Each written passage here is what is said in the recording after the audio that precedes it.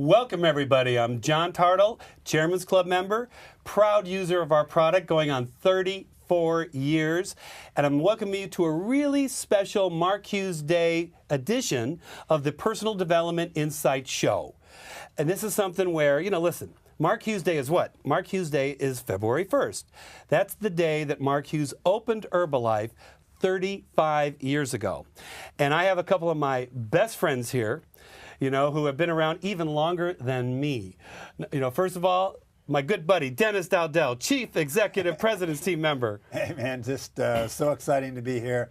All the memories, everything that Mark taught us. I mean, what a joy to be here with you guys and reminisce and just look back at those beginning foundational concepts that helped us develop our business for these 35 years all around the world. And then we have Her Highness, known as the Queen of Herbalife, the very first person that really believed in the products and Mark Hughes and what we're doing here. Founder Circle member, Jerry Svetanovich. Hooray! That makes me feel like the rose between two thorns. Well, all right, No, it is such a pleasure to be here because I have now been in this business 35 years. Wow. Can you imagine? It's like more than half my life. Wow. And it's I spent so much of my life in this company, like you two. Right. I mean, it's probably been more than half your life. More than half. Yes. My I mean, can you imagine Well, that? no, wait, we started when we were 4, didn't we? I'm not sure. I don't remember See, that. it's all that using those products. It really works. Yeah, I tell ya. So anyway, it's certainly my pleasure to be here and celebrating this time. So, and what we want to do is just share with everybody, some of the experiences that we had. And personal development was just who Mark Hughes was, Jim Rohn when he came along in the company, obviously. But there's so many lessons that we learned because, you can go to a personal development seminar, read books or tapes or whatever, but often you don't have a vehicle to go do something with all that. Herbalife is the vehicle that is just amazing. And we want to just share a few things that happened, how Mark used, just his way of thinking, just a positive thinking and always solution-minded, and how we put it not just into Herbalife, but into our personal lives too.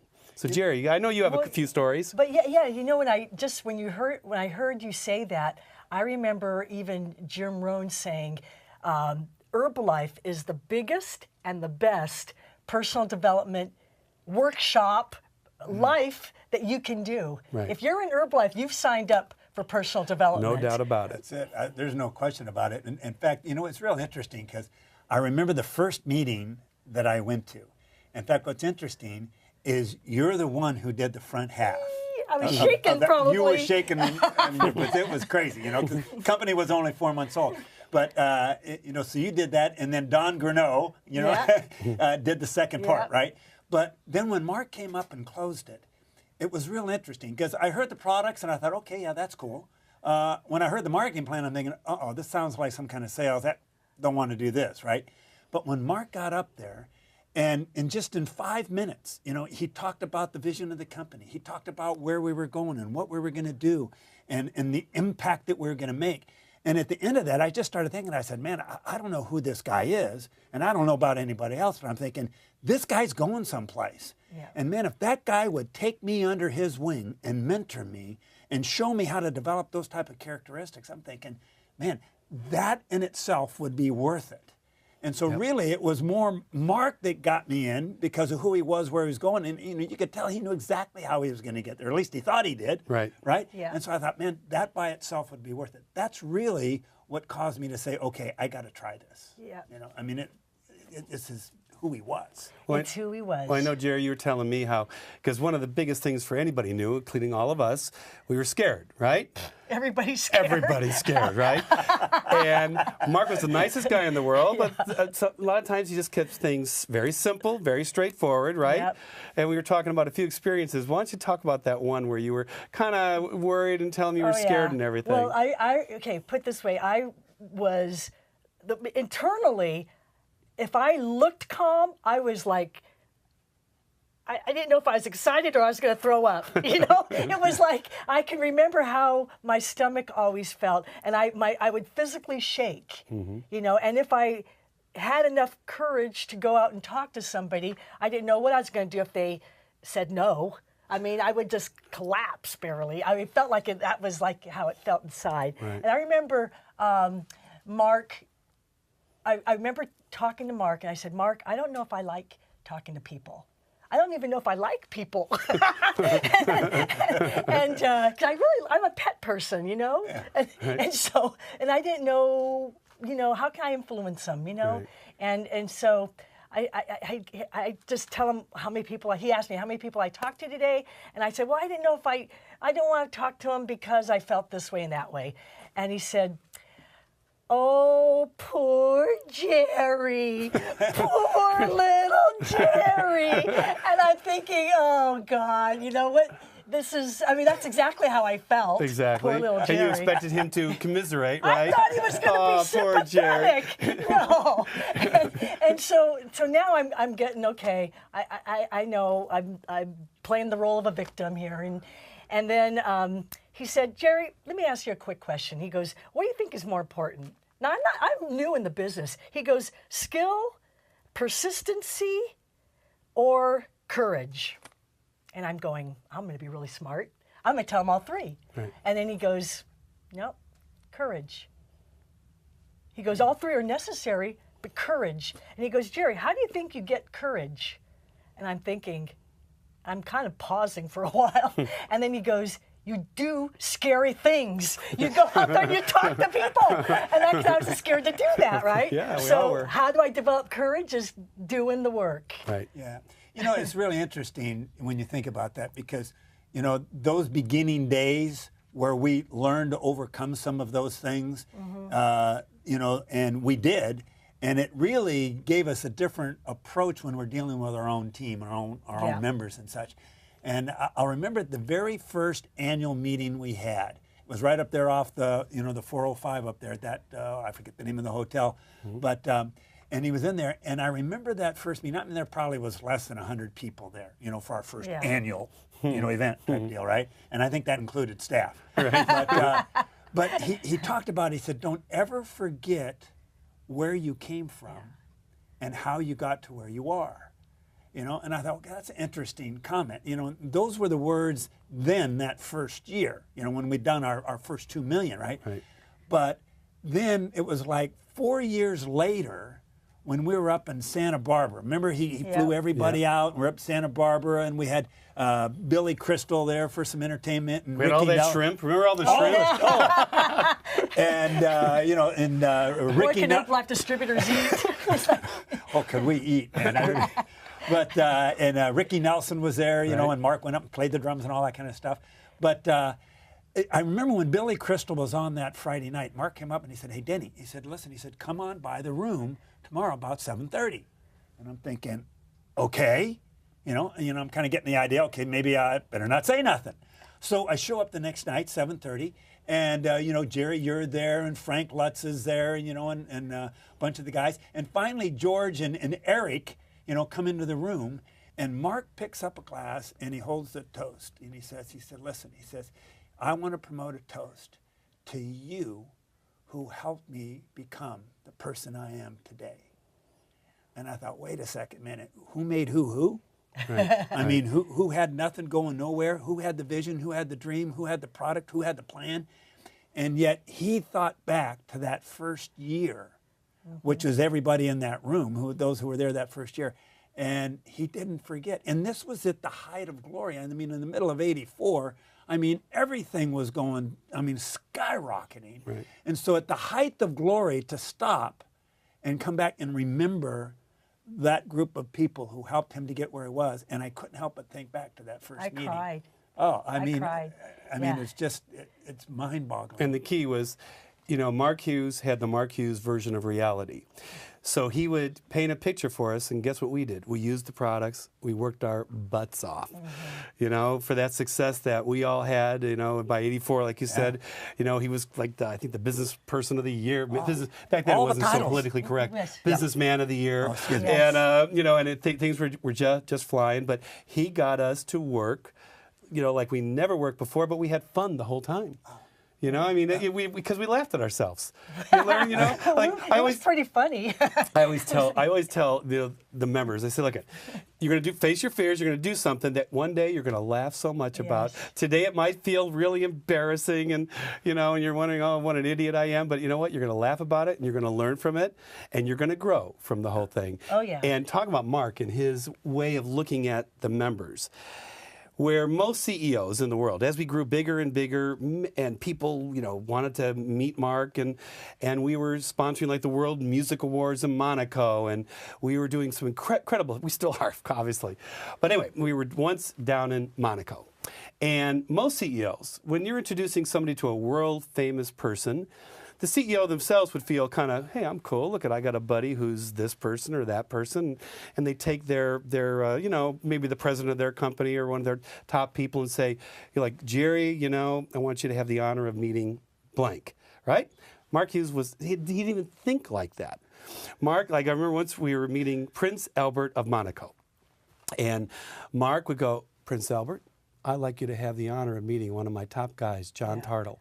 And he was taken aback for a minute, you know, but the prince was very kind, very nice. And it wasn't Mark doing a shtick. Mark just really thought this person, I don't care who they were lucky to meet one of the members of Herbalife who's bringing this incredible product to people, doing the work, changing people's lives that wanted their lives to change. And, you know, when you have the honor of meeting whatever you. he did, he made you feel so just incredibly special. Yeah. Yep. I mean, even when there was, 15,000 people in a huge auditorium, and if you were up there talking with him, it was like a one-on-one conversation. I mean, you had his full, very present. undivided attention, fully present, Right. listening really everything you had to say. Well, it was interesting because we all, you know, people who got involved maybe 4 or 5 years into the business, they would talk about what you're saying. They'd say, yeah, I used to sit way up there.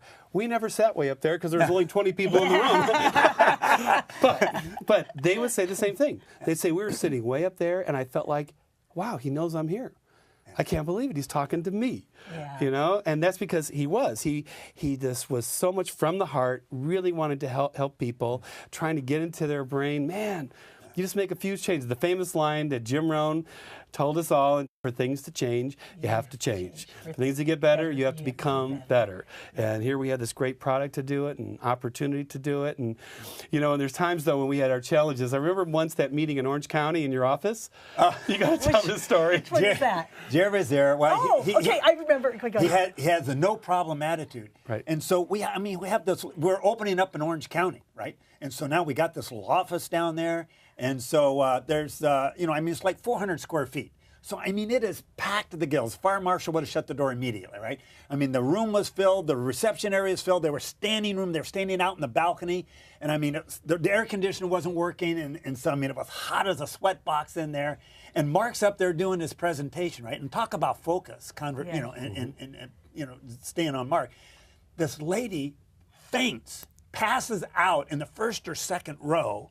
And Mark doesn't skip a beat. The people, they picked this lady up and they passed her overhead, down the aisle, around the corner, and out the door. He didn't skip a beat. I know, because it was so hot in there, she fainted. She fainted. Right.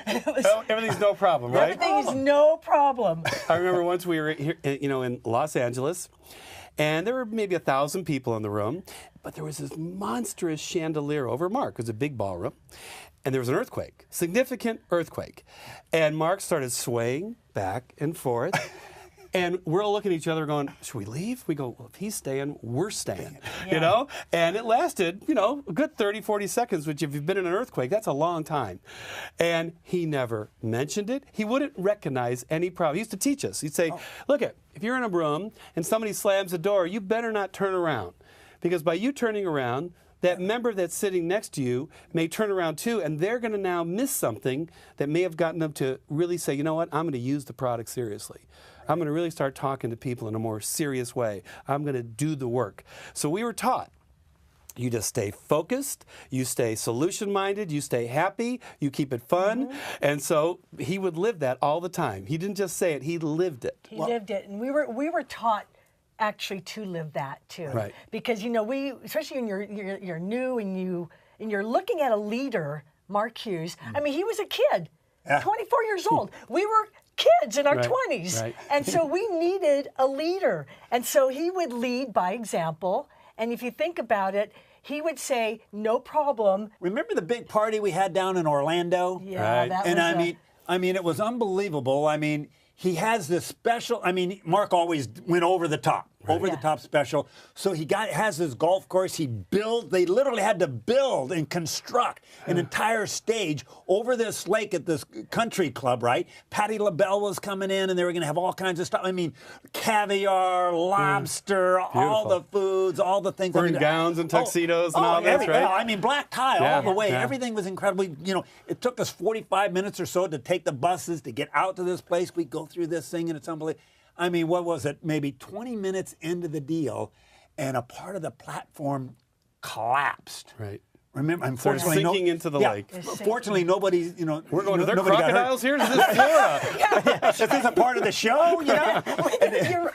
You know, and of course, you know, for all the reasons, stuff like that, you know, they had to clear everybody out. But this place is in the middle of nowhere. Right. And I mean, everybody's feeling bad for Mark, but Mark's feeling bad for everybody else. Right. You know, feeling bad for, you know, the people who put the thing on, for the distributors and stuff like that. And so he says, listen, man, he says, no problem. He says, here's what we got to do, man. He says, you're going to go out. He gets all his stuff. He says, you go buy every bottle of Dom Perignon champagne, there it is. And he says, you go buy every Domino's pizza, get all the pizza. We're going back to the hotel. And we had the most unbelievable Dom and Dom party. Remember that? It's deal? one of the most famous parties. And again, Mark teaching all of us the no problem attitude. Because this was put on as we drove back. You know, we were all on the phones with everybody. And then there's no staff at the hotel. They weren't ready for a party. So guess what? We all were the waiters. We were the bartenders. We were and we had the greatest time. It you was got a fun, quick simple, DJ. magical. It was fun, simple, magical. And he let us be a part of it. And we were part of the Part solution. of the solution. One more time. You know, I have to. What about this famous saying from Mark? Tragedies become comedies. It's just a matter of time. You know. C'est la vie. Well, tell him, I'm not just kind of going back to it, but tell him when you first got started, when we first started to expand, you know, when he said we're going to go customer by customer, city by city, state by state. We were in Los Angeles, customer by customer. Then we said we're going to Orange County. Yeah. You know, we all went down there to get things opened up in Orange County. But remember, cell phones didn't exist. Right. Right? And they had those things called phone booths. Yes, Right? yes. But remember, you can tell them the story, how you went down. The tragedy become, you know, laughable, right? When you went down and how you operate the phone booth. You had 10 to 12, and then after a while, when things started going, then you expanded from. Tell them that story. All right. Well, so, you know, the one thing about people who don't have money, you end up having to be really creative. Right. Okay? I mean, that was all our stories. How many people even today? Right. So, you know, here we were going to have to expand into another city, you know, from Los Angeles to Orange County. That's a good hour and a half away. Right. A phone call would be so expensive. Because they didn't have the unlimited deals. No, They no, had to pay for all long distance. Yeah. Yes. Right. So we couldn't put like $1 into the, you know, our phone bill would have been $1 a minute practically, right? That's too that's much how money it for was. us, yeah. And then so we get the bright idea. We're going to do advertisement down there. We're going to do the flyers, you know, run some ads, talk to people, find out who our customers knew down in that area, and literally. They had the way the phone booths were is, you know, you can put coins in, and now we were in Orange County. It wasn't going to cost us the $1 a minute, right? But literally, we had to receive phone calls through the phone booth. So we had our little ice chest. Right, so they weren't calling the LA numbers. Yeah, this is Doug Stuntz. We had our little ice chest, our little chair, and we're waiting for the phone to ring, you know. And then where we had to meet them was a hotel, you know, because we didn't have an office or anything. So we go, okay, so we go from our, you know, sitting in shorts and a T-shirt, answering the phone, and then we had a meeting set up at night, and then we'd go meet them at the meeting. Yeah. You know, like 10 people would show up, and There's always a solution, right? That's the thing. It was always a solution, and you'd be laughing. You'd be scared that is this going to work? Right. But after it worked, you go, "Wow, that really worked! I can't believe it." But then we were taught this Mark Hughes version of reality. Yes. So we were taught, okay, like, you know, today I'm wearing the classic Mark Hughes outfit. He says you copy the people. He wasn't talking about himself. Copy people that you respect and want to know. So Mark had this black velvet coat. He had a red power tie, and and he used to be so well dressed. He had a little tie pin, which I couldn't afford back then. And then I noticed you missed the stick pin though. Well, I couldn't afford the stick pin, so I didn't have the stick pin, But if you see any pictures of Mark, he was always coiffed. He was so well dressed and everything. So he said, "Look at. You got to get one suit, you get one suit, but make sure you clean it. You clean it. We're going to do the sniff test." So we said, okay. And it was so funny because then you'd go to the meeting. It was like you got all these little penguins running around in this with the velvet jacket. It was so funny because the men would all go get a velvet jacket. Right. And so we were just copying Mark. But that's just it. We wanted to look the part. Right. Because we didn't have success. Right. So we were looking success. I remember not having a dress to wear, and Mark said, "Well, go to the Goodwill. This I is remember this dress. This is the.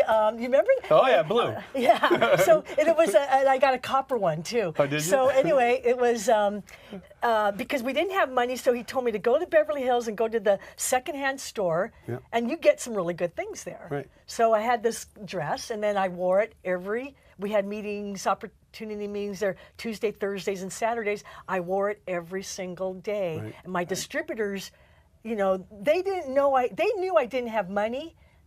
What I did is I had Mark's dream. Right. And they knew I was going somewhere, with or without him. Right. Right. And that's what Mark did to us. Created. And he told me to do that because I didn't know if I was going to go anywhere. Right. But I projected like I was going to go somewhere. And you did the work. And I did the work, and sure enough, people followed. Right, and I did you, and Denny, and but I remember one meeting. It was like one of our first big ones. It's like 150 or maybe it was 400 people. I don't remember, but I remember Mark would do this stuff because he knew we were scared, right?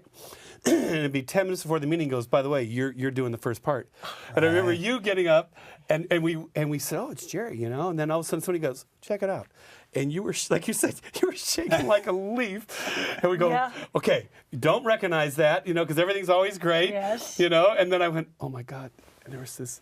I know if it's very Underarm stains. Underarm stains under my dress. And I remember having to put my arms there because we stood like soldiers when you were up there before that. No moving around, just like that. Oh my gosh, But it was like, well, if these people can do it, anybody can do it. But what we were willing to do is use the product. Back then we said wear the button. Now it's wear the brand because we have much more than just the button. But with all that, and then talk to people. And you talk to people with that passion, enthusiasm. With Mark, people would. We were talking about this earlier. How we'd be in meetings, and there'd be, a lot of the top, distributors, and then there'd be these MBAs that we were able to now afford. These accountants and lawyers and people from Harvard and Yale and highly educated, great people. And we say, okay, think tank time. We came up with an idea, and Mark would often hear us all kind of. Aggressively discussing things, maybe not agreeing, but he would sit there and go, okay. What he did was sift through the emotion of it and said, that's a good idea, that's a good idea. And he would always give us credit, it wasn't like he was trying to take it all. But he'd say, okay, this is what we're going to do. And then some MBA would go, oh no, Mark, you can't do it like that. And he goes, I didn't ask you if we can't do it like that. I said, we're going here and you're going to help me. And they go, really? And he goes, yeah. And they say, okay, let's come up with a solution. It's just a little word here, a phrase there, whatever. And if something was impossible, he said, impossible just takes a little longer. Okay? Yeah. That's all. That's it. Just takes a little longer. But the thing is that he always kept it centered on basics. I mean, I remember even after I first got started, I was, like Jerry, I was like, what do you say? Who do you say it to? How do you say it? I mean, what do I need to talk about? How's this thing actually work? And so finally I called him. I said, Mark, I got questions. I need some answers. He said, come on up. So I go up to the office and we sat down there. I remember it was a Thursday afternoon at 2 o'clock. I go in the room and he starts, he's telling jokes like he always did. And then he said, hey, Danny, he said, did you hear what Jerry and Doug were doing the other day? And he starts telling me Jerry's stories and then Glenn's stories on all these different stories. And he said, hey, Danny, look at this. We got a new manual. It's actually bound. You don't have to slip deal. And he says, look at this. It's unbelievable. He says, you're not even going to believe the things that we're doing. I walked out of there 45 minutes later, didn't have one question answered, but I was so jacked up and excited because of all the stories. Right. Yeah. Just realizing, I walked out of there, I says, I guess that's all it is. Right. It's just that simple passion, belief in the stories of what's happening. And the to product people. works. And the product worked. You know, and tell the story about Suzanne. So we're on the cruise with Hughes, and you know, and so and we're on this thing. It was a vacation. It was a vacation. Yeah, the vacation. You know, Mark, the company, paid for the whole 9 yards. Unbelievable cruise, largest ocean liner in the world at that time. And so Mark's got these times for the top leaders to come in and just have a little personal time with him.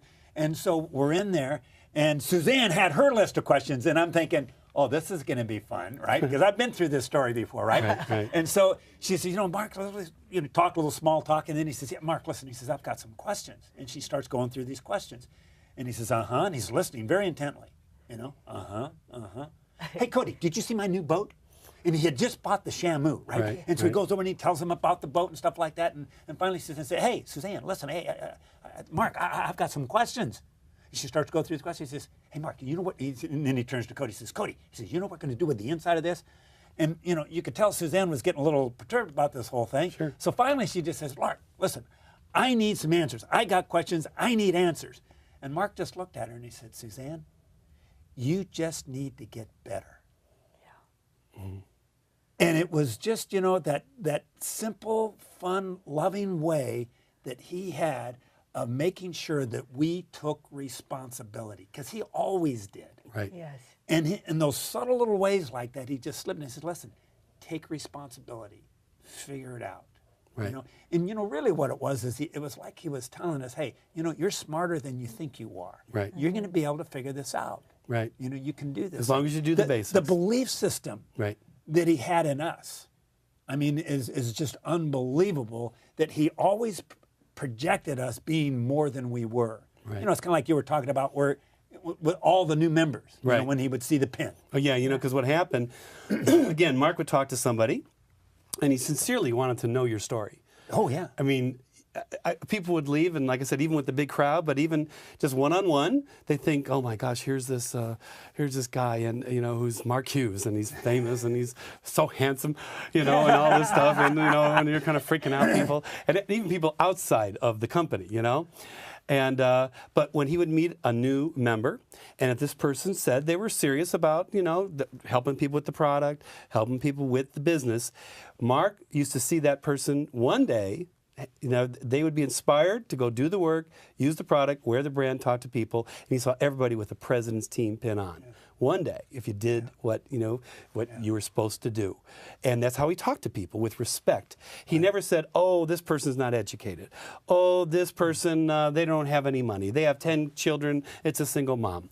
You know, whatever excuses people would use in their normal life, he never would recognize that, because there's always a solution. Right. And the solution was basically came down to use the product, wear the brand, and talk to people with passion, enthusiasm, do the work. And if you do that, incredible things can happen. Unbelievable. Unbelievable, huh? No, and that's all true. Yep. That's whatever I think we're talking about now. Right. It was applicable then, applicable for 35 years, and is applicable now. Absolutely. It's not going to change in the future timeless. either. It's timeless. And that's why, Yeah. you know, by the way, with these videos that we have at myherbalife.com, it's something that really you do want to check them out, right? You want people to look at Mark Hughes, of course, Jim Rohn, top reps, you know. So today, I know what we're about to do is to show you Mark Hughes. You know, we obviously have so many stories, okay? Yeah. We have so many stories that we would love to share, but we want you to hear from the man himself. And this is part of the video library the company has. It's number 400, and it's called Mark's Story and the Beginnings of Herbalife. So check this out. Enjoy it.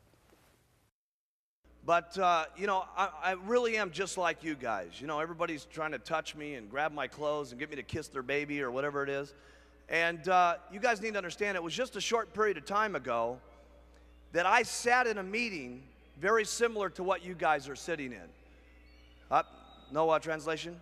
Don't worry, it'll come back. Which is Spanish? Spanish, no problemo. It'll come back, don't worry. But, you know, it was just about, I guess, 17 years ago. I was 19. This was just shortly after my mom had passed away. And I really did not know what I was going to do for a living. I'd only had a 9th grade education in school, and for those of you who don't know the background that well, I worked in a drug rehabilitation center for about 3 years. And when I first went to go work there, I was 16, and I made $50 a month. And for that $50, they gave me room and board, gave me a place to sleep.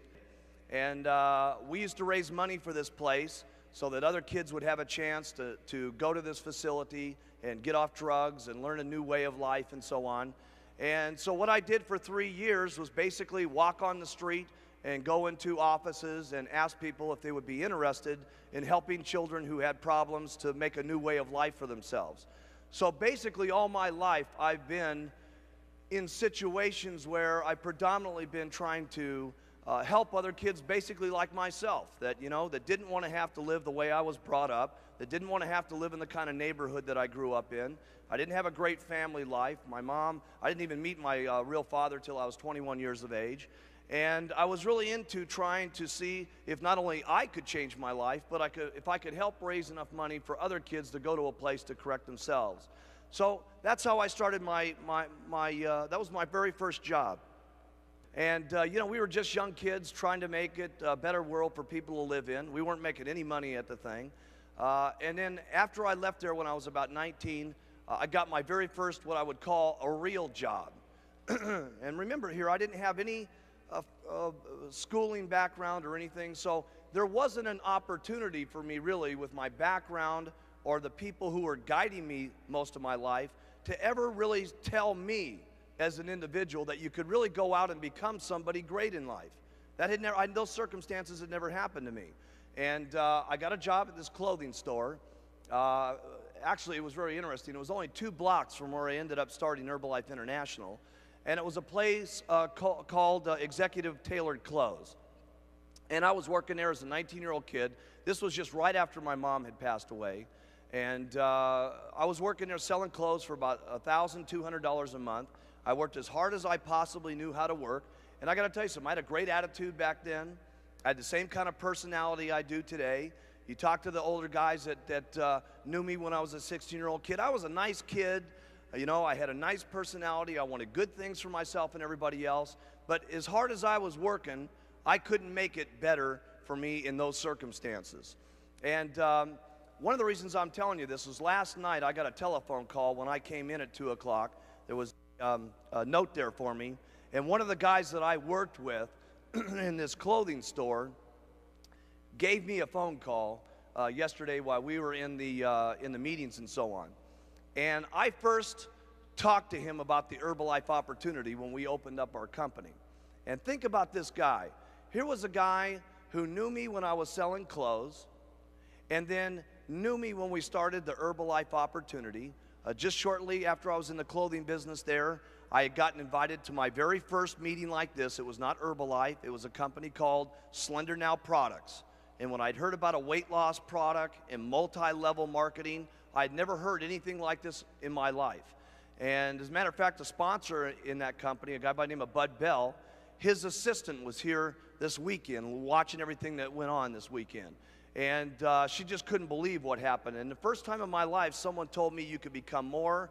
But the most important thing for me was I saw a product that I could help people lose weight with and that sort of thing so that they didn't have to suffer the way that my mom did. That company only lasted a very short period of time. It went bankrupt. I got involved in another company that had to do with weight loss. That company shortly went bankrupt. And I said, hey, and this was only when I was about 22 at that particular point. I said, what I'm going to do for the rest of my entire life is help people lose weight. I'd been with a couple of people who had gone down and out of business. And I said, listen, this is all I want to do is help people. And I'd been doing that even when I was a young kid at 16, raising money for people. But my main thrust in life was wanting to help people lose weight. And so you know the story from there. I got a hold of Dick Marconi. The reason I had known Dick Marconi is he was a manufacturer for one of those companies at one time. And I asked Dick, listen, you know, this is what I want to do. Help me put together the product. And he put together the line of the Herbalife products for me, and I got the company started. But going back to why I told you this, the very first meeting I ever had in Herbalife, you guys have all heard about when I came in with a baggie full of powder, and I said, you guys aren't going to believe it. We're going to take this product around the world. One of the guys who sat in that very first meeting was a friend of mine who was back in this clothing store, and he told me, because he had seen me fail in the clothing business, he had seen the first company in weight loss I was in go bankrupt. He saw me in the second company I was in go bankrupt. Both of those companies, I'd gotten him involved in the business. And so consequently, when I started Herbalife, he said, no way in the world is this ever going to work. Hughes is going to be a failure. But I did get him on the product. And he kept bringing me referrals and kept bringing me referrals. And finally, he got himself in the business. At that point, he quit the company. This is about, I'd say maybe 12 years ago or something like this. Now, this guy calls me last night. Now, I haven't been able to talk to him yet. I called him back this morning, and he didn't answer the phone.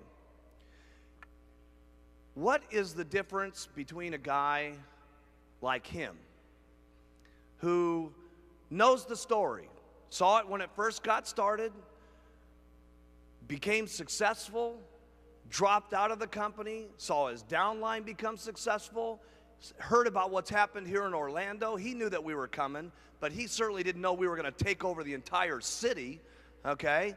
And he's hearing about all this stuff. He's obviously getting phone called by every single person in his life telling him, you got to be out of your mind not doing the Herbalife business. The reality is Eric has got everything in his life that's got the capability of going wherever he wants to go in life. And yet, he's still miserable with his circumstances. He's still miserable at the job he's working at. And he's still at the most opportune time in the company's history. If there was ever a time to get started, it'd be now. Forget about back 15 years ago. I mean, if you were ever getting going in this company, it would be now. And what's the difference between the person who makes it in Herbalife and the person who absolutely stays broke and in their same miserable circumstances that they can't stand, that they complain to their wives about because they hate their jobs and can't stand their miserable set of circumstances and don't even provide enough leadership for their children to get their children to be able to see a new way of life? What's the difference between that person and the person that doesn't make it? The answer is not much. And so what I'm trying to tell you here today is you guys got a couple of decisions when you leave this weekend. The only difference is acting on some of the information that you've heard. All it takes is to go forward. And those are daily decisions that you make. Getting the guts to put on that button every single morning and going out in there and talking to people. Going out there and putting out that flyer one more time. Hey, listen, can you guys make it if these other guys have made it, the people that you've been seeing the last couple of days? Seriously.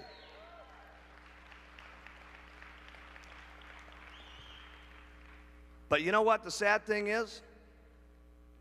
We'll probably be here in 95. And by the way, I've been saying 10 months and 9 months and 17 days. It's 10 months, 17 days. A slight little error there. That's Christmas, okay? You know, what's the difference between now and the next Christmas if this guy doesn't do anything different? His circumstances are going to be exactly the same in life unless he changes them. So, if you guys want things to change for you, you got to do something different. You got to be able to just put out those flyers each and every day. And it's just a little bit at a time that you got to do every single day. Hey, look, I didn't get to where we are here today other than facing the challenges that there are every single day and just keep doing it over and over and over and over again. There's not a meeting that you can come to. You learn lots of new ideas at these meetings. You learn lots of new techniques. You learn lots of new things that you can do. But when you boil it down, there's only a few things that all of us do. We use the products consistently. We keep talking to people. We wear some kind of buttons, whether it's our Herbalife button, whether it's one of our diamond pins, whether it's our World Team pin, or whatever, or it's one of the Herbalife sweaters, or whatever it is. We do something that gets us to talk to people, okay? Something, whatever it is that you do. Put out a flyer, whatever. And we talk to people, okay? But If you take those three things there, and we promote the business, obviously. You guys have gotten some great stuff from these people here this weekend, and you'll get even more here tomorrow.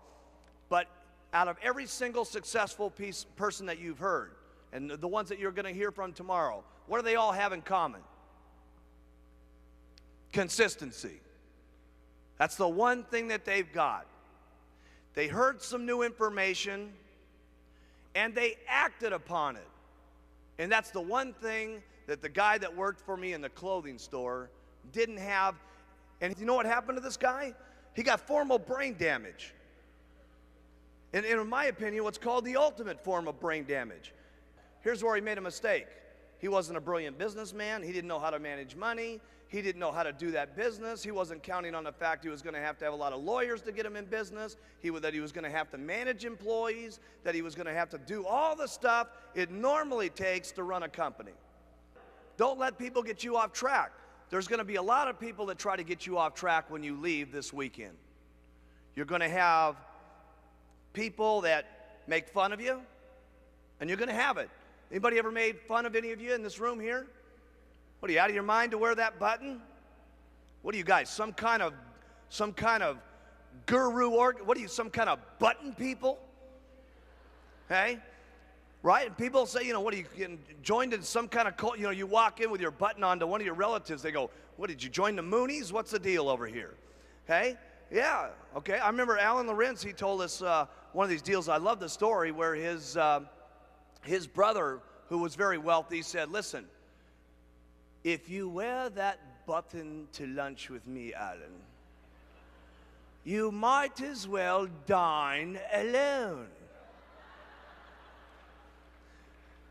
And he said, I think I shall.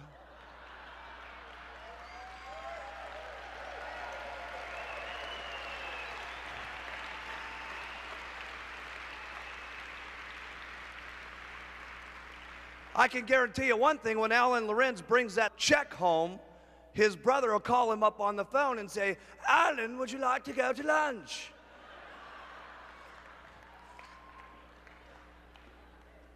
So, hey, listen, there's going to be some things that get you off track. You know what I'm saying? There's going to be some people that make some fun of you, but let me tell you what's worth it. All the people that make fun of you, even the people that you get on the products, it's when they call you back and say, hey, listen, I thought you were totally out of your mind when you had that button on and you stopped me in the shopping center and all this kind of stuff. I thought you were some kind of nut. But let me tell you something, man. I got into those products, and it's only been 3 days, and I feel completely different.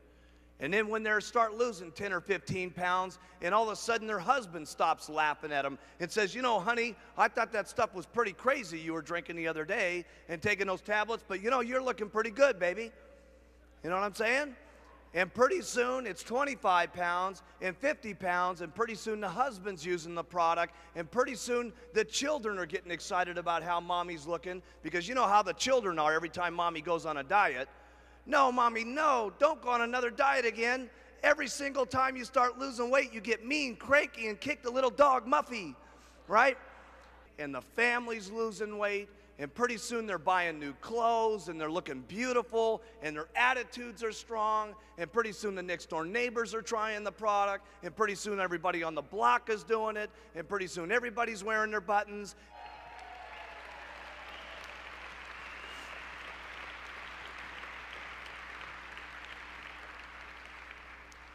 That's what it's about, okay? That's what it's truly about. We had a guy here over this weekend that was very interesting for me.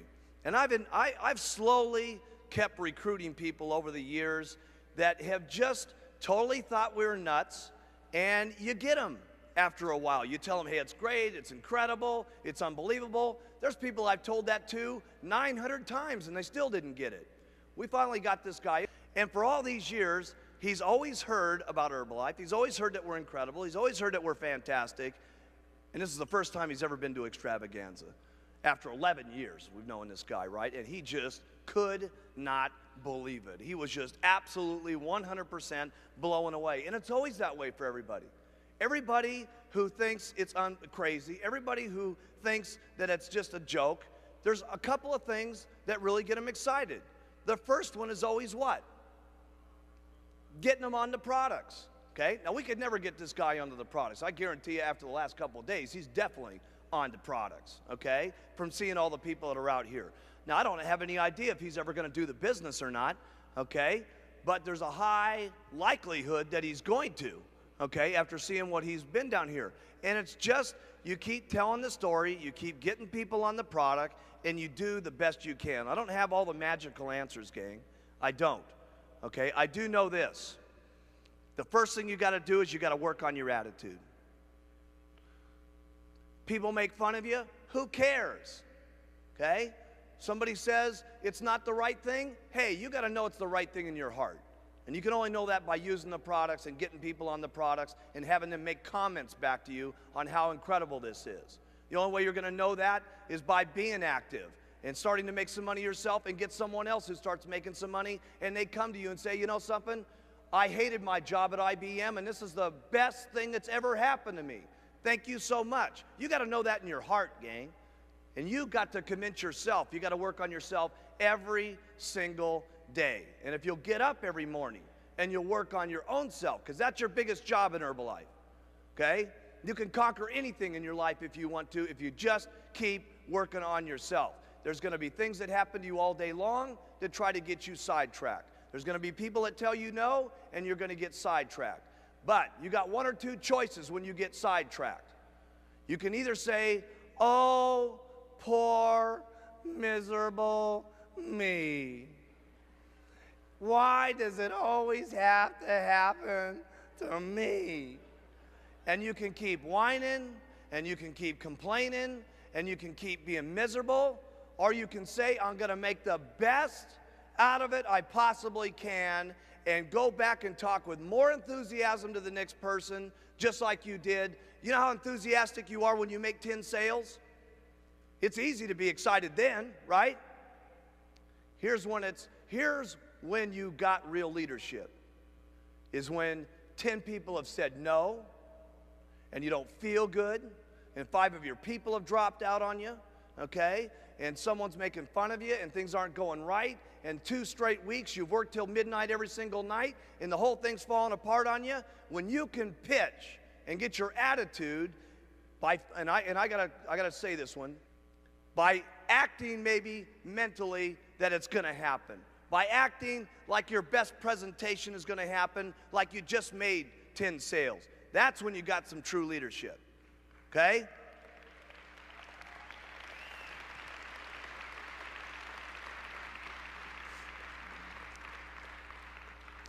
There's been some real serious times in Herbalife for me when I felt like saying, hey, that's the end of the deal, okay? Why would it be worth it for me to keep doing this, okay? There's been plenty of times for me like that in Herbalife, okay? When I had my very first meeting and I had the baggie full of powder and I was telling my best friends, and let me tell you something, these guys definitely hurt my feelings.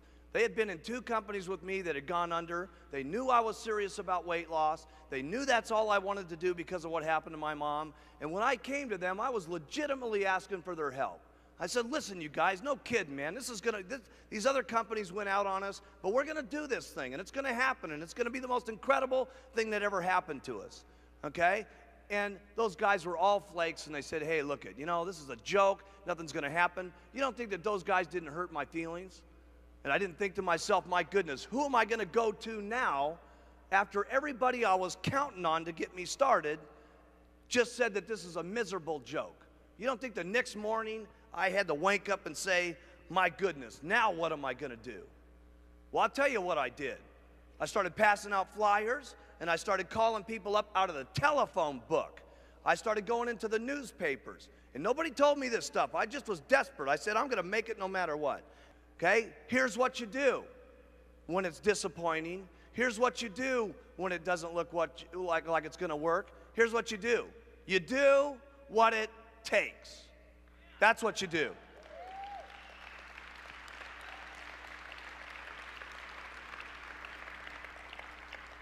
See, I didn't start with a $50 distributor kit with the attitude, I wonder if this is going to work. I hope it's going to happen. No way. My entire life was dependent on whether it was going to work for me in Herbalife. And regardless of what my relatives said, or what my friends said, or what the circumstances were, by golly, I was going to make it, period. And when you got that kind of attitude, there's nobody that can get you down. There's nothing that can get in your way. And let me tell you what people want that are around you. They want leadership. They want someone who knows that they're going to make it. They want someone who says, by golly, I'm going to make it no matter what. Do you want in or do you want out? And I'll tell you what, pretty soon there was 3 or 4 people following me. And pretty soon there was 6 and 7 people following me. And pretty soon there was 20 people following me. And my goodness, after this last couple of days, look at what's happening. And let me tell you something, couple, 2 or 3 years from now, we're not going to be able to have enough stadiums in the United States to hold people to make this thing go.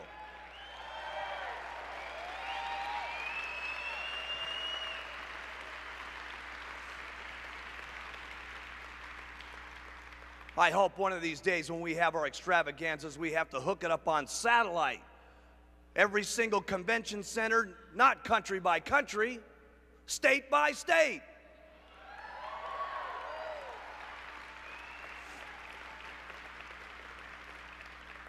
Region by region, okay?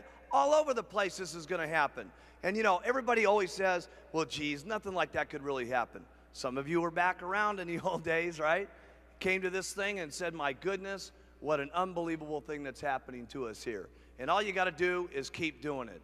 Your success, where you go in life, is only limited to your own imagination and your own hard work. No wonder I'm stuck where I'm at right now in life, because I only got this big of imagination. Hey, but in the future, it's going to even be bigger. And in the future from that, it's going to keep getting bigger. And you know what? This is not a joke, gang. And some of the reasons why I'm telling you this is don't let yourself be in the same circumstances that happened to some of those people that sat in those first meetings with me, who missed it then, and they're missing it now, and they're going to miss it a year from now if they don't take some action. Take the things that you've been learning from this week and take it and put it into action. Don't think about everything. Don't worry if everything's perfect. You don't need everything perfect. Let me tell you how you get perfect. Do it 1,000 times. Do it 10,000 times. No, but I didn't know if everything was going to work in Herbalife. I knew one thing: if I put it out 1,000 times, I'd find out. Everything's not going to be perfect to you, gang. You're not going to get from where you are right now at World Team to Millionaire Team without making, I want you to write this down, a lot of mistakes. And you're not going to get to a Millionaire Team without a lot of problems. Listen, it's an impossibility to get to Millionaire Team without having lots of problems. And trust me, you'll have more problems getting to Millionaire Team than you did getting to the World Team. And you're going to have more problems than that from where you are from the Millionaire Team to the President's Team. And you're going to have even more problems than that when you get to the Chairman's Club. And if you're lucky enough in life to end up finally being like me, you'll be in a fortunate circumstance to have a real bummer like last night.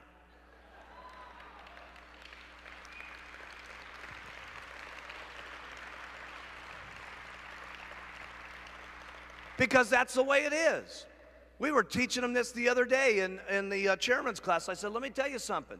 You know, they said, well, hey, you know, can we make the supervisor schools better? Of course we can. Can we get everybody to pitch perfect? Of course we'll try that. Can we get all the systems to be completely perfect? Well, of course we'll try that. Can we make certain that 8,000 people don't try to tear the doors down to get their Orlando dollars yesterday morning? Of course we'll try to accommodate that. Let me tell you something. We're going to have some problems between now and the time we get to 1.5 billion. And we're going to have even more problems than that going to 3 billion. That's just the way it is. And write this down in your notes. The bigger the problem, the bigger the paycheck.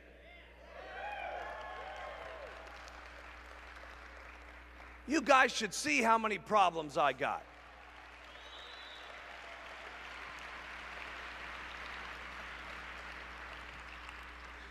It's all how you think about stuff. We started the first night, and some of the people that were trying to run this place were saying, there's too many people, there's too many people, there's too many people. I said, what do you mean there's too many people? There's not enough people. My goodness, what's wrong with everybody? You know, everything that you do is just how you face it. You got to deal with the circumstances and make the best of it and go on. And one of the best lines I ever heard when I was a young man was from Dick Marconi. You know, because Dick was like kind of like my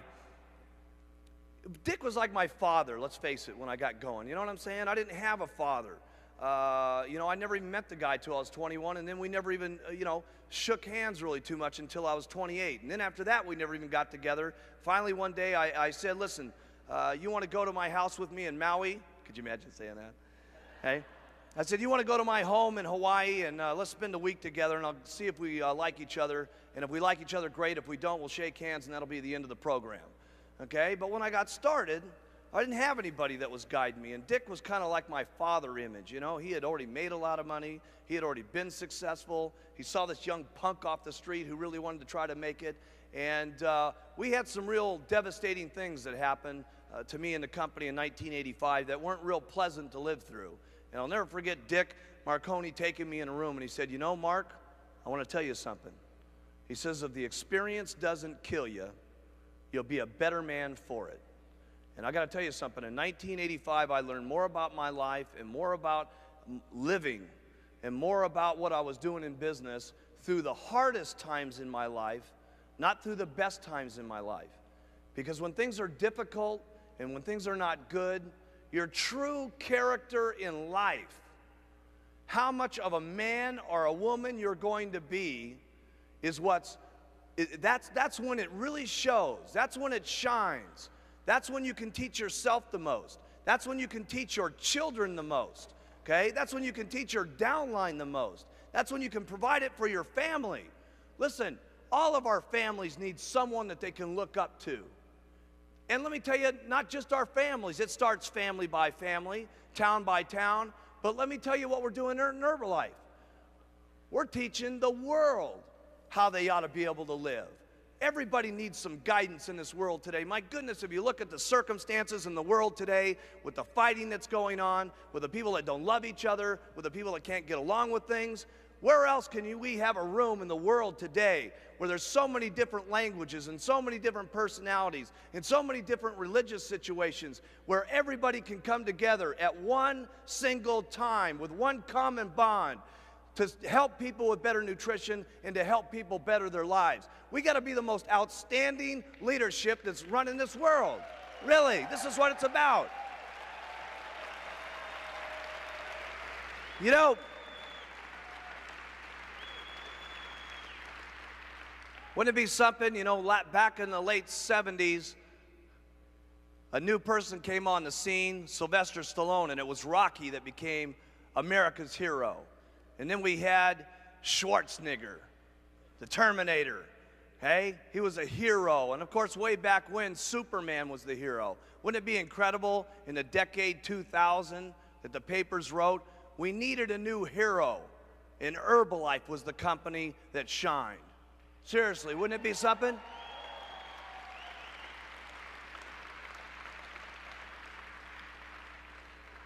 Because that's what Herbalife's about, is becoming a hero. God, when I saw that lady up on stage the other night getting her pin for the very first time, can you imagine how that woman's life has got to have changed? Just think about how heavy you are, double it, and think of losing it. I mean, that's amazing. Just the amount of comfortability she must feel in her legs and her feet not aching all day has got to be tremendous. Probably being able to just walk around halfway decent has got to be the most unbelievable thing, okay? That's being a hero, the weight loss heroes of Herbalife. And we're trying to take that around the world, gang, and that's something that is awesome. We cannot lose the free enterprise system in the world, okay? That cannot be lost, because let me tell you something, our future generation, our children, are going to need something to look up to. And that their children are going to need something to look up to. I can't tell you how excited I was seeing this children convention here, where these kids are starting to think about Herbalife, and their parents are starting to become outstanding citizens in the community. What an incredible thing to know that our children are growing up like that, with free enterprise in mind, rather than just being a slave with a boss that's going to put them down, not give them their raises, make them feed them coffee all day long. What an incredible thing we're doing for our children.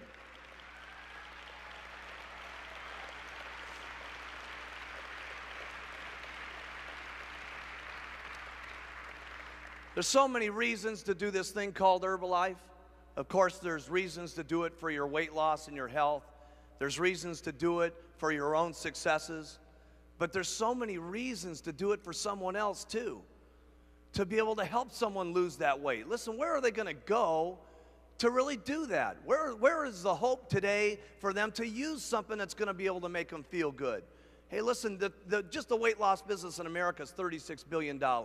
Where are they going to go for something that's really, truly going to help them out? There's so many reasons to do this to just help someone lose weight.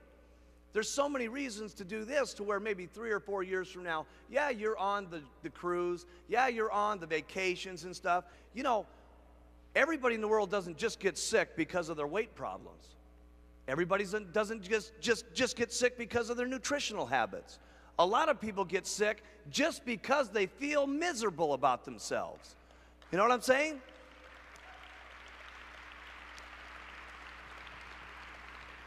Their lack of energy, their lack of lust for life itself.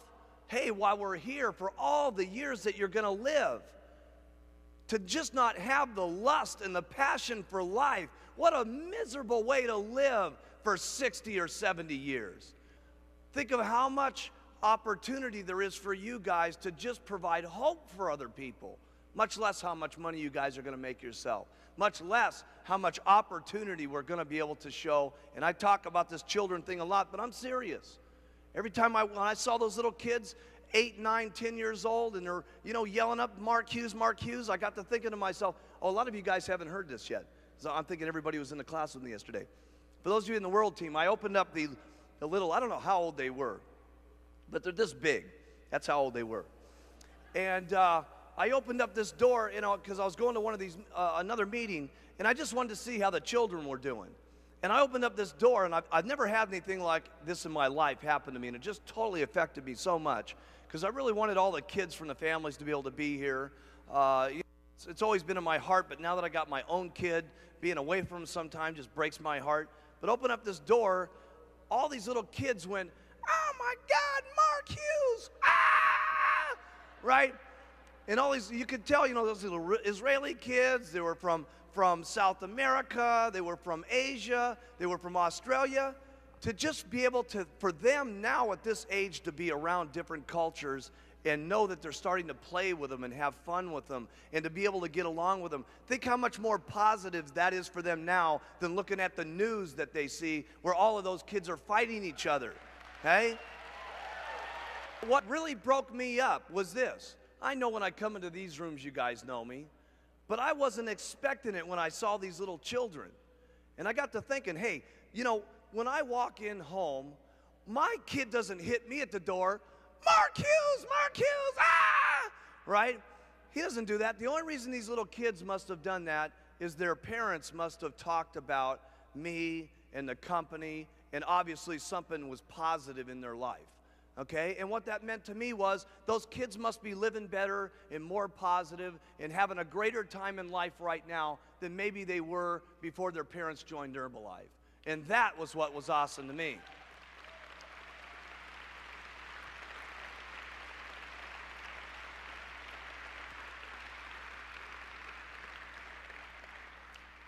And what's awesome about it is this. You know what most of those parents were doing before they joined Herbalife? They were working as hard as they knew how to work.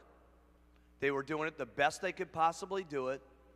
They were doing everything that they knew what to do, everything that their boss told them to do, but the system's wrong. The system that they're literally in, they're not going to be able to get ahead because those systems and those companies are not set up for free enterprise and for them to get ahead.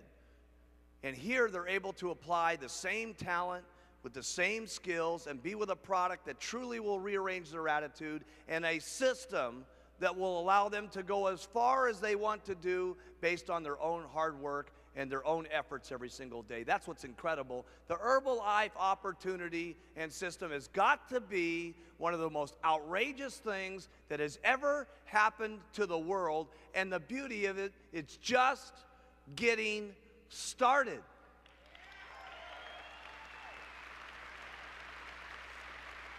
It's going to be real simple. Here's the first thing you're going to do. Get someone, their distributor kit. going to run you back through a couple of things that we did yesterday just to refresh your memory.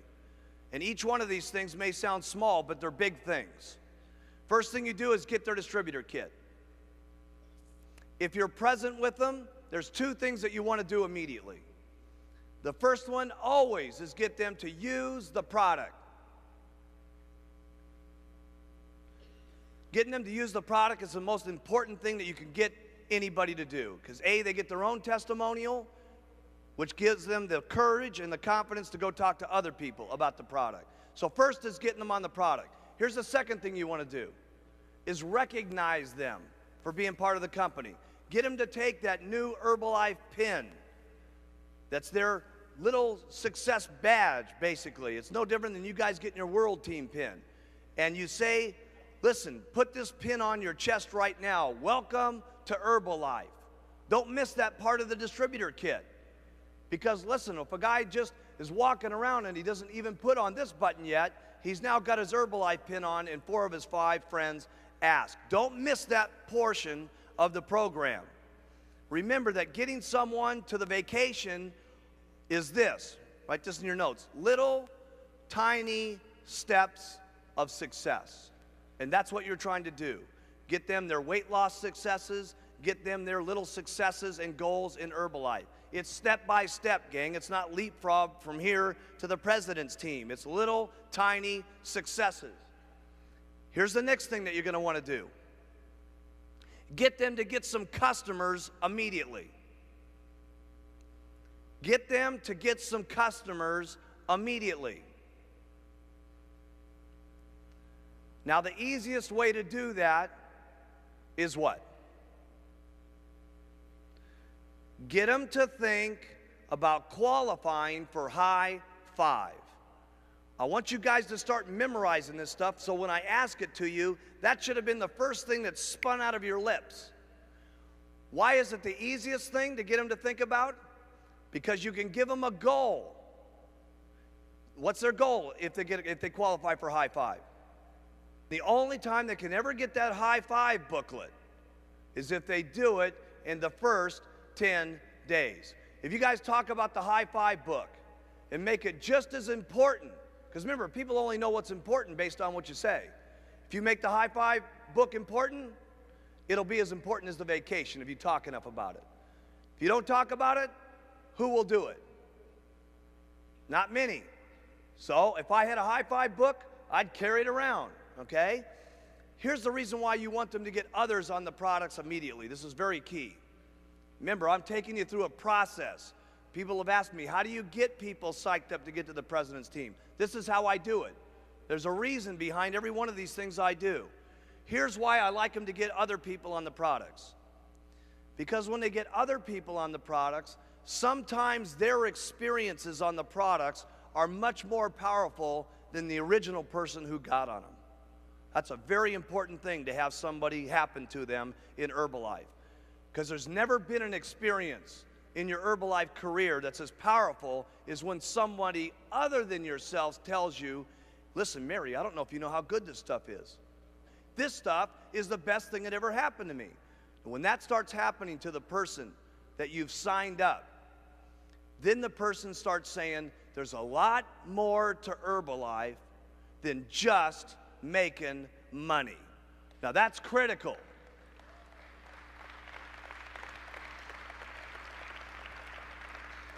Because everybody can do this for the money. Everybody can just do it for the cash. But I'll tell you what I want when I've got someone going in the business. I want the man into Herbalife. I want Herbalife into the man, not just making money, because I'll tell you what, there's going to be a lot of things that hit you guys on making money in the next 15 days, in the next year, in the next 2 years, in the next 3 years. What's kept me on track? Do you think that other people have pitched me on money opportunities over this last year? You think so? By the thousands. You don't think that with the money I've got, everybody's not pitching me for everything under the sun to try to get me to put my money into? Of course they are, but I'll tell you what keeps me on track. Knowing that all these other people could have the possibility of having these products if I just work another day, if I just tell the story one more time, if I just get out there and be enthusiastic about it. I don't got time for anything else because of the opportunities that exist to talking to about the product. So here's what I want.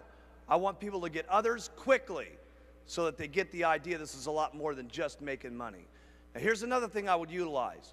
And don't forget about this one. It's important. When your people start losing that weight, get those weight loss pins that you can buy from the promotional catalog. Don't forget about those. When people have lost their 5 pounds, get them that 5-pound pin and get it on their chest. I forget how much they are. They're like, how much are they in that catalog? $2 or something like that. For $2, for your customer to get recognized, for them to be able to say, do you think, how many of you know somebody, how many of you have been on another diet before? How many of you ever had the person that sold you that diet after you lost 5, 10, 25 pounds personally come over to your home and say, congratulations, Mary, for losing your 25 pounds. This is the best thing that's ever happened to you. How many of you ever had that experience? Not a person in this room, okay? So, you're trying to impact people. Listen, will the person that's losing that weight say, oh my goodness, this Herbalife thing is unbelievable. That's what you want it to be, unbelievable. So don't forget those little weight loss pins, okay? Step that you want. Don't forget about this. You want to start recruiting first line. If there was ever a time in Herbalife's history, it would be this year. You guys have never had so many things for your people to go for. Supervisor school next month, World Team Day, the getaway deals in May, the vacations this summer and stuff like that. If there was ever a time to get people in the business, it would be this month. It would be next month, especially after what I tell you the last 5 minutes on Saturday. Seriously.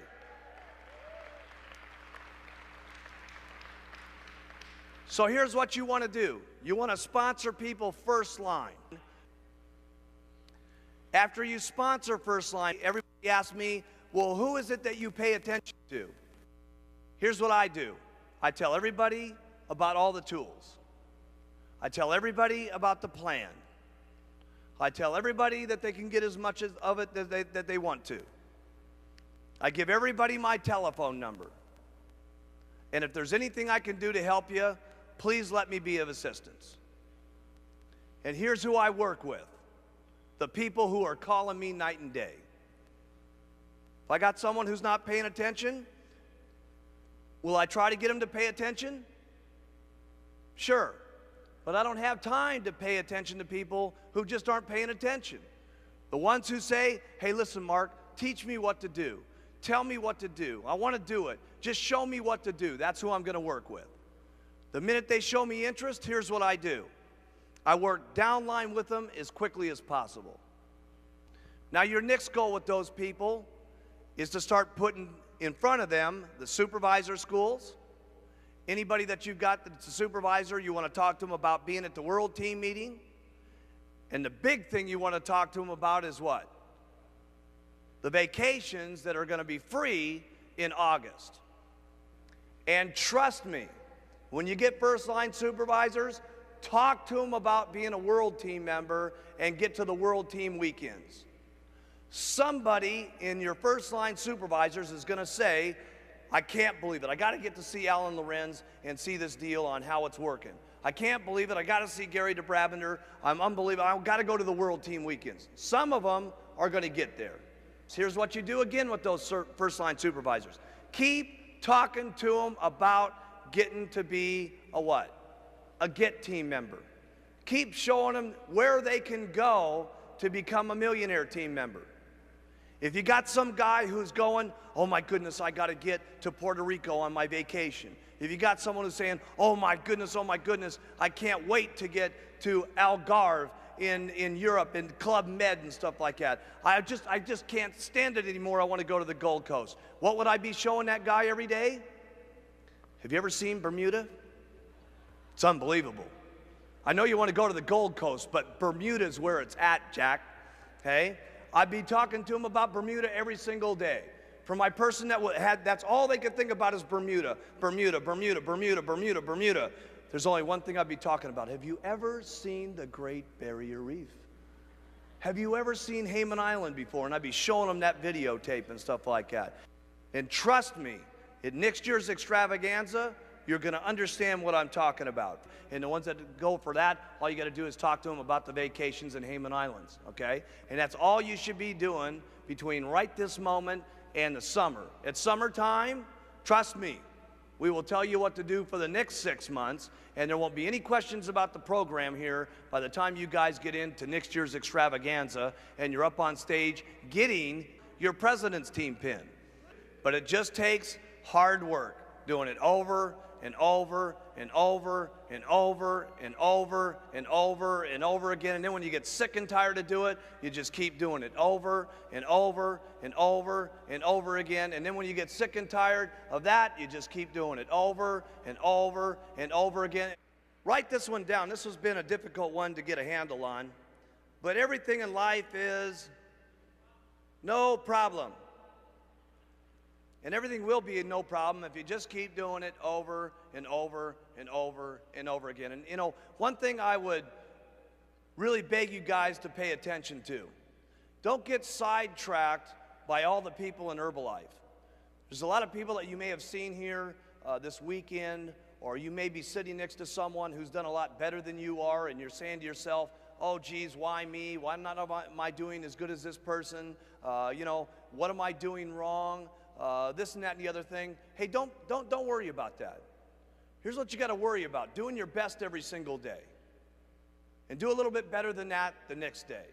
As long as you know in your heart, and as long as you can look yourself square in the mirror and you can say, I did my best.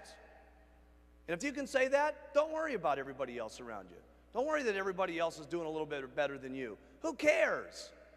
If you can be proud about what you're doing, if you can be proud about what's happening to you every single day, you're the one that can tell yourself every single day whether you're pouring it on, okay? And if you feel good about where you're at, and the only reason I'm saying that, I've seen some distributors before that definitely got sidetracked just because some other people were up there. Feel good about where you're at, feel good about who you are, and if you want to make things better, all you got to do is look in the mirror and make them better.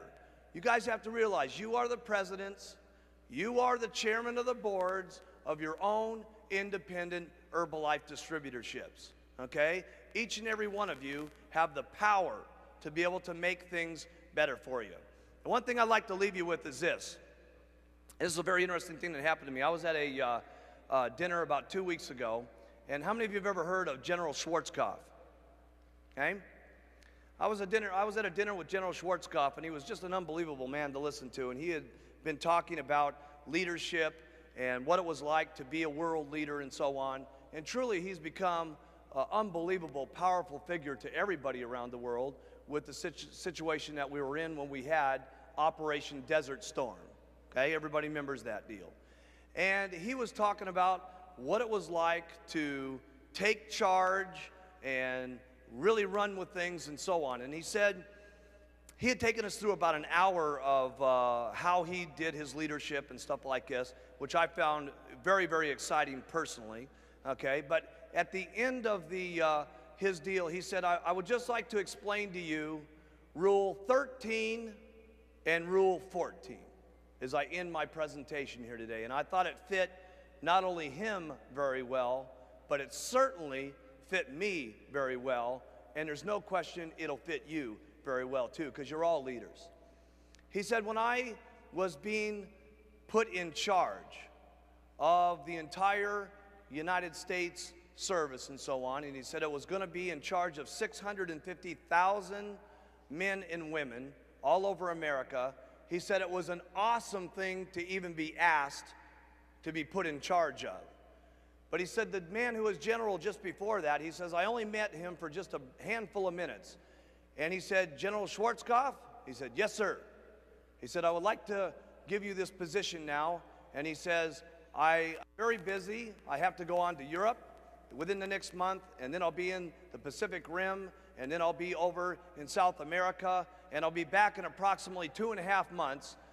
Congratulations for getting the job of being in charge of the most proud men and women on the face of the planet. 650,000 of them are in your proud control. Goodbye.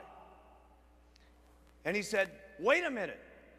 He says, I don't know a lot of what to do in this job. He says, just before you leave, can I please know about the Bill 17 that's been in front of the United States Congress for the last 7 years? He says, I got to know what to do about that particular subject. It's going to affect 100,000 of our people in the next couple of weeks. He said, General Schwarzkopf, he says, I got to leave. Just remember rule number 13. Goodbye. And he says, General, before you leave, I don't got any idea what Rule 13 is. He says, please instruct me and guide me. He said, listen, he says, when you've been put in control, put this in your notes. When you've been put in control, take charge. And he said, wait a minute. He says, that's all I'm going to get. He says, I really got to have some advice here on these 100,000 people that are going to be affected. He said, General Schwarzkopf, he says, do you understand what I said? I got Rule 13.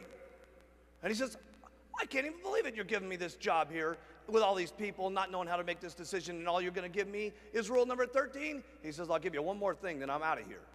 Rule 14. He says, what's that? He says, whatever you're faced with, whenever you're making these decisions, do the right thing. And he says, it'll be all right. And he said, you know something? He says, I learned something very extraordinary from that experience. He says, I was given control of 650,000 people, and he says, here I was not knowing how to make these decisions, but I learned one thing in a handful of minutes from this guy. I had been put in control, and I had to take action immediately. And he said, the next thing was, I knew we had lots of people in the system, and if we would just keep the goals right, and we would just do it, all of the people in there would do the right thing. And he says, all I can tell you, he says, lots of people have asked me how I did the job that I did, and he says, all I know is that we took control, we got into action, and we kept doing the right thing. And that's all you guys got to do. To make it through your Herbalife distributorship and your president's team situation, all you got to do is keep doing the business. All you got to do is act upon your actions every single day. All you got to do is keep doing the right thing. And how much more righter can we get than what we're doing here?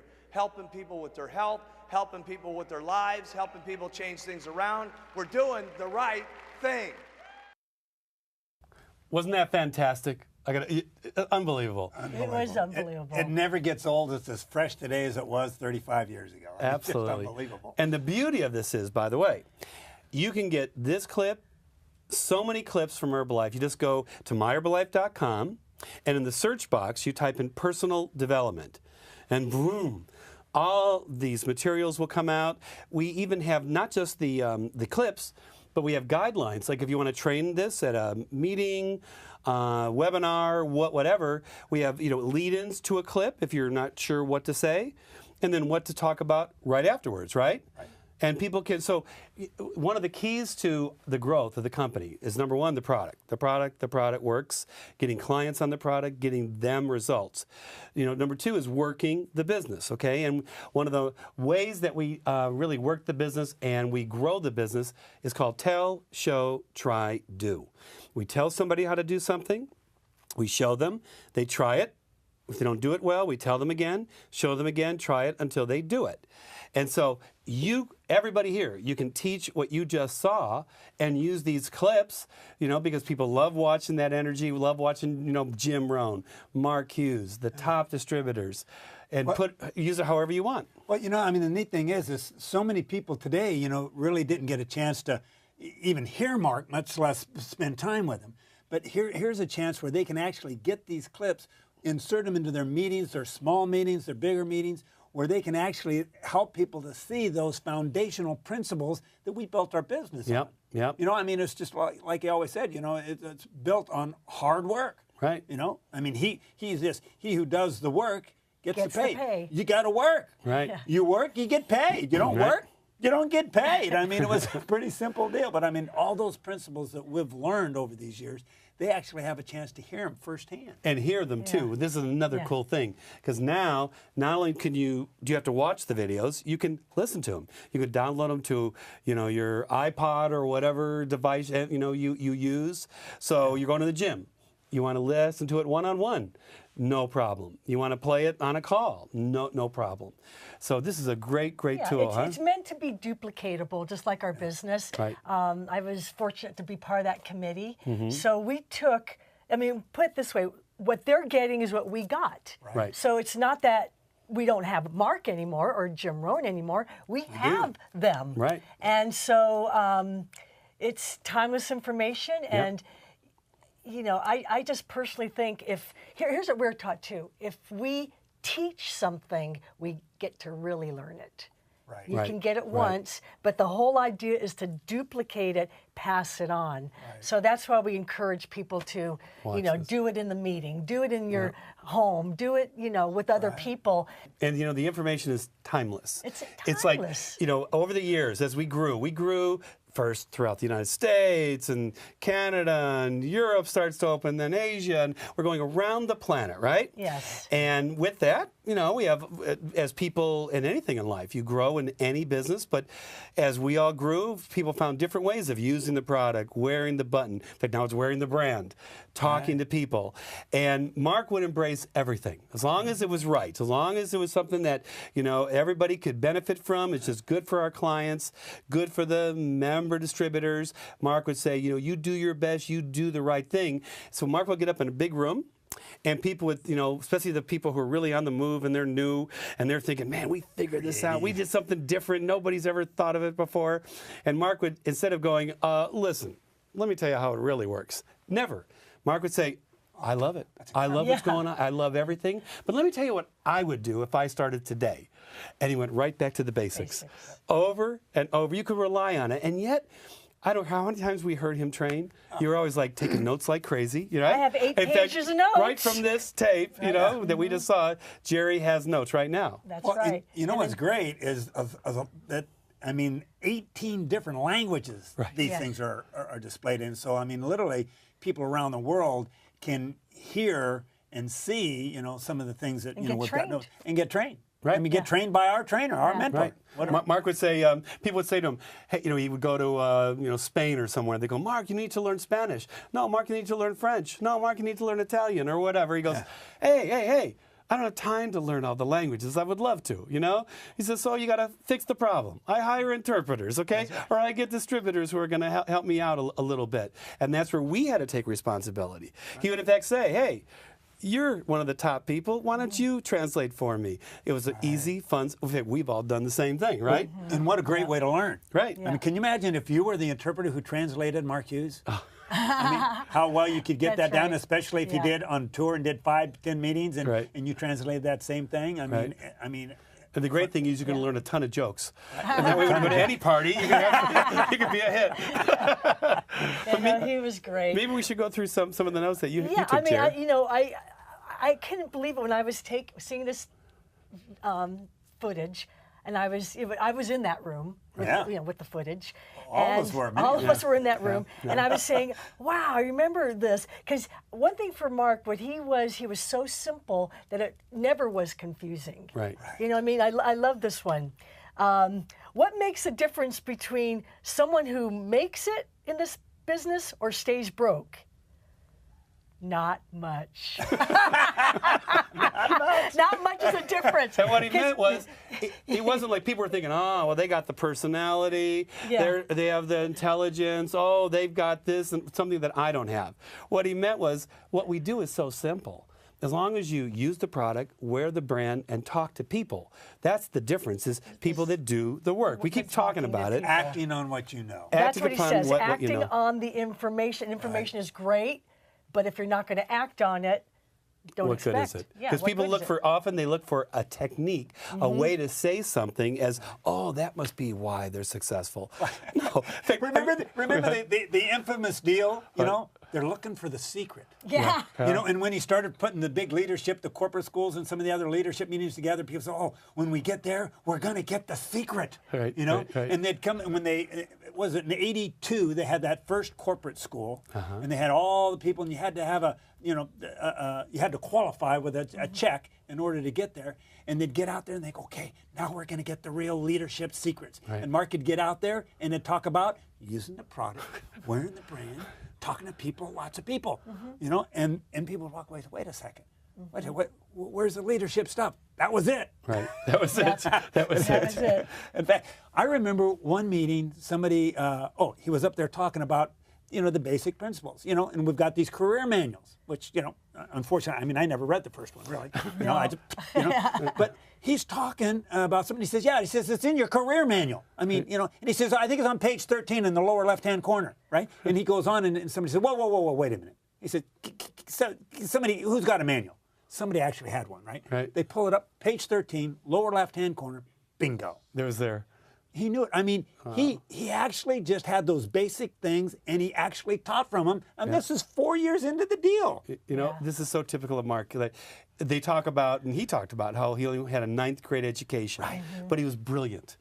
He was brilliant, and I really feel one of the reasons the company grew so much, he didn't know he couldn't do what he wanted to do.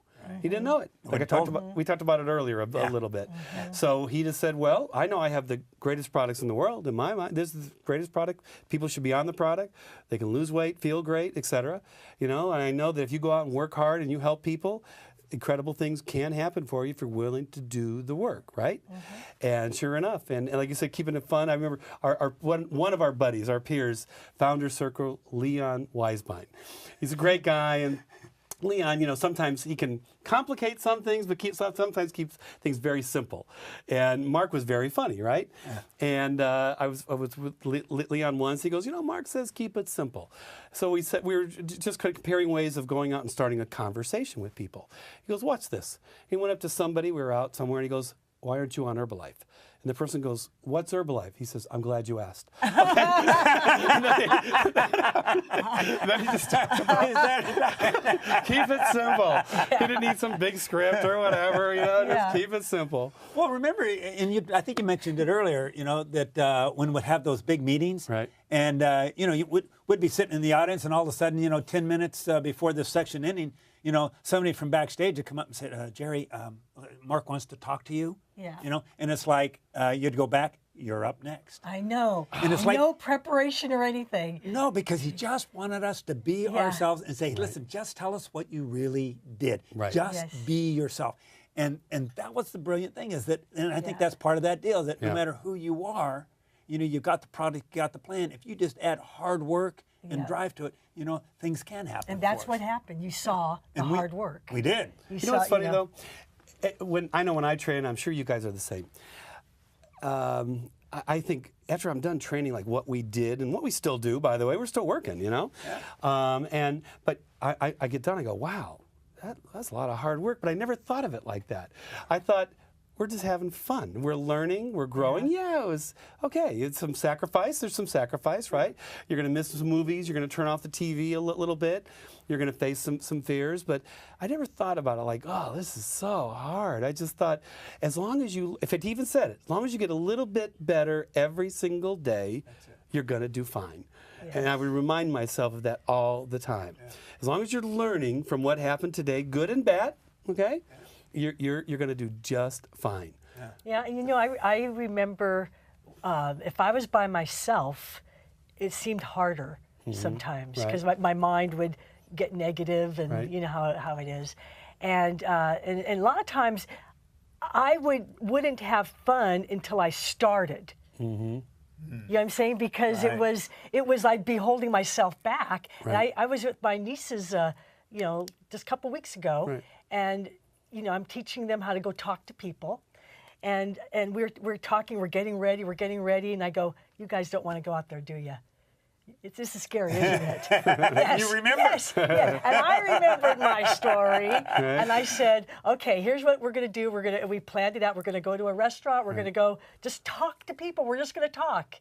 We're going to talk about anything. And so that's what we did. And then, you know, they go, well, I don't know if I could do that. And I go, well, you're next. It was tell, show, try, do. Right. I'm gonna start it, then you're gonna talk, and then something's gonna happen. We had so much fun. I go, that was fun, wasn't it? Right. But initially you're thinking it's not gonna be fun. Well, one of the things, I think we think this way because one of the things Mark taught all of us, he says, when Herbalife isn't fun, it's when you're not using the product. Yes. It's when you're not wearing the brand And when you're not talking to people. Right. That's when it's not fun because now you're sitting there going, is this going to work? How am I going to get some more customers and help my customers? Just do it. Well, That's when it's do fun. it. Well, the thing is once you start talking to people about it, you really discover, hey, they really want what I have. Yes. Hey, man, they want to get healthy. Right. They want some nutrition, because they're not getting it, like they need every day. Right. They want an opportunity. Yeah. Right. And they we got want it. to smile. Yeah. They want someone to smile at them. And they see that you're happy doing what you're doing. Most of them aren't happy doing what they're doing. Right. Yep. And so you know what? So a little extra income, the average supervisor earns what? About $400 a month. And when that doesn't even include retail, that's life-changing for most people. For a lot of people, For me, it's it was. life-changing. It was Yeah. it's Me called too. not having to worry about something on a menu that said market price. Well, I did worry, but at least I could afford it, Yes. But just the little things, buying, instead of a brand name peas, I would defer to a store pea because it was 10 cents less or something. Well, you don't have to do that. It gives a little bit more joy to life. So we never have to forget that too. Just how much we're helping people with the product, we're helping people with themselves, with their personal development, self-esteem, financially. They found an avenue to go out and do something for themselves and their family. There's just so much. As the more people learn about Herbalife, the more they go, wow, And this that is is fun. extraordinary. That really is fun when you're able to bring, that hope to people. Right. Yeah, well, it is, we're all doing so well right now. And you really do find out after you're not scared so much to pay your bills Right. that, wow, I really enjoyed helping somebody. Yep. And when someone says, thank you, you really helped my health, you really helped my family, it's like you go, wow. It's incredible. That's an incredible feeling. And by the way, in helping the family, I know Mark spoke about this, but he talked about our children, and not just our children, our members' children, our customers' children. Yep. And the things we learned here, just from product and health and healthy ways of thinking, living, work habits, etc. Our kids, a lot of us have kids in the business, and we have kids around us with our member distributors. In fact, many of them have joined the business now, and they're on the product. And these things have helped them throughout their whole life. They've learned, how to go out and take responsibility, and how to go out and work, and Be how to and the accountable. joy of helping people. Yeah. Sometimes a lot of the kids I know, they'll come back and they'll say, because they went out and went into the work world and they went, wow, I just found so much joy here. Yeah. I got to do this. Yeah. So it's pretty extraordinary. And where else do you learn those things? Because, they don't teach those things in school. Right. And a lot of families, they're not teaching those things all the time. But when you're in Herbalife, you're in this atmosphere of positivity and excitement and purpose and, Right. and value and that you're able to do something for somebody. Right. Yeah. And, so to get that mindset, so all of a sudden they grow up with this mindset. And, it really sets them apart. That's powerful. So much. Well, let's go. Here's a couple other things that's so classic, and we all chose to do this. If you want change, you have to change. Yeah. Okay? That's how you got me to join the business. Oh. Because you just told me that. You sat me down and go, hey, John, things to change, you have to change. And Mark told me that And same thing. I never heard that before, but it was so logical. I couldn't deny the logic. Yes. I said, well, guess so. Yeah. Well, and then for things to get better, you have to get better. Right. And because, it's easy to say, oh, it's the economy, it's the government, it's, it's my neighborhood, nobody Right. wants the products, or, it's easy to make the excuses. It only takes one excuse Right. to not move forward. But if you have to really take a look at how you think, what you're emoting, Right. how unhealthy you are, And if people want direction, yes. the beauty is like what we Yes. just saw. Yes. The videos we have, Yes. the interaction of members to look what we members with offer. around the world. Exactly. It's pretty extraordinary, It's- isn't it? it- And it just gets better and Yes, better it because gets better and as better. we are around 35 years. Yes. And we have this whole, this whole bunch of information and data of people around the planet. We share all that together. This is why, I feel it's one reason why we are growing. Oh, yeah. But and isn't it amazing that virtually everything that we've talked about here today and all the aspects that have helped us develop these businesses around the world that we have, everybody has access to those. All of what we've learned here, it's all on these video clips. So I mean, to think that everybody in the company now has access to what helped us create a foundation. We couldn't do that when we were developing our businesses. Nope. No, we're in the process. We were in the process. Imagine if we would have had If we had all if this. we would have had this. Jeez. So I know we only have a couple more minutes yeah. here, but in order to access all this information, like we said, we already talked about the videos, but also at the same time, we have events that go on all over the world. And you can find them on myherbalife.com, go into search. Like we have the summit coming up, in Los Angeles. It's going to be just, really extraordinary. We've got the success training seminars, the weekly meetings. We've got so much support for people all over, but people have to take advantage of it. Just like they have to, you took the time today to watch this. Well, it's the same thing. You want to take advantage of it all. And our 35th year here, we're just going to have more and more and more available. And I just hope everybody really goes out, takes advantage of it.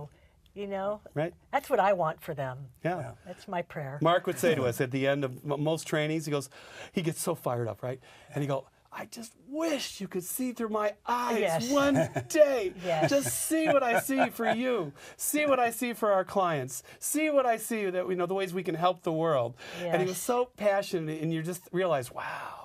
This is so much bigger than even me. Well, You know? it is totally bigger than any of us. And I'm really excited for anybody getting in this business. I mean, we're here all these years because we love it. Right. And we love what Herbalife stands for. It's a right company doing the right thing in a right way. And by the way, And that's and the new what I and love the about it. corporation itself with Michael Johnson, Dej Was, Rob Levin. I hate to mention names because there's so many great people, but they have taken the same spirit. Yes. And they have the same goals of the best product in the world, the seed to feed philosophy of just making everything the best it could possibly be. And we're so blessed with all of We that are too, very right? blessed. Yeah, there's just no question about it. And when you really think of that, here we are. Listen, we all could have retired a long time ago, and why haven't we? Because it's far more than that. To be able to have a purpose and be able to impact people's lives. Right. I mean, for generations. for generations and generations, and to think that we're still working. Why is that? Because it's far more, than meets the eye. and It's the so friendships, much bigger the than friendships. Yeah. You two are my brothers. That's right. Well, listen, everybody, thank you so much for helping to continue Mark Hughes' dream, and let's go help people all over the world.